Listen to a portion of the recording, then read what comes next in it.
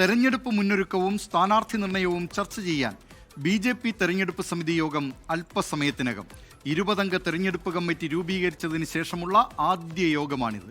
വിവരങ്ങളുമായി തിരുവനന്തപുരത്ത് നിന്ന് അലക്സ് റാം മുഹമ്മദ് ചേരുന്നു. അലക്സ് റാം മുഹമ്മദ്, ചില സീറ്റുകളിൽ നേരത്തെ തന്നെ സ്ഥാനാർത്ഥികളെ പ്രഖ്യാപിച്ച് പ്രചാരണ രംഗത്ത് മുന്നിലെത്തുക എന്നതാണല്ലോ BJP അവർ ആലോചിക്കുന്നത്. അത്തരത്തിലുള്ള ചർച്ചകൾ ഈ യോഗത്തിൽ ഉണ്ടാകുന്നുണ്ടോ? ദിലീപ് കുമാർ, ആദ്യഘട്ട സ്ഥാനാർത്ഥി പട്ടിക അല്പം മുമ്പേ പ്രഖ്യാപിച്ച് തെരഞ്ഞെടുപ്പ് കളത്തിൽ സജീവമാകാനായിരുന്നു BJP ആലോചിച്ചിരുന്നതെങ്കിലും ഈ ആദ്യഘട്ടത്തിലെ സ്ഥാനാർത്ഥികളെ പോലും പാർട്ടി തീരുമാനിച്ചിട്ടില്ല.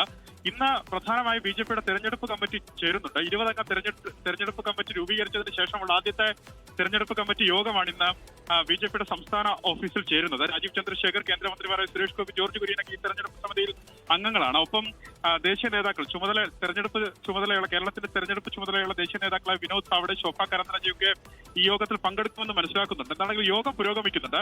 ഇതിൽ പ്രധാന അജണ്ട സ്ഥാനാർത്ഥി നിർണയം തന്നെയാണ്.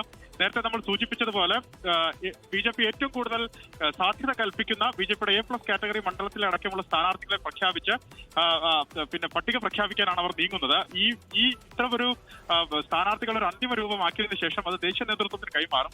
ലോകത്തെവിടെയായാലും ഏത് സമയത്തും 24 വാർത്തകളും ഓഗ്മെന്റഡ് റിയാലിറ്റി പാക്കേജുകളും എക്സ്പ്ലെയിനറുകളും വിശദമായി കാണാൻ ഞങ്ങളുടെ YouTube ചാനൽ നിങ്ങൾക്ക് സബ്സ്ക്രൈബ് ചെയ്യാം.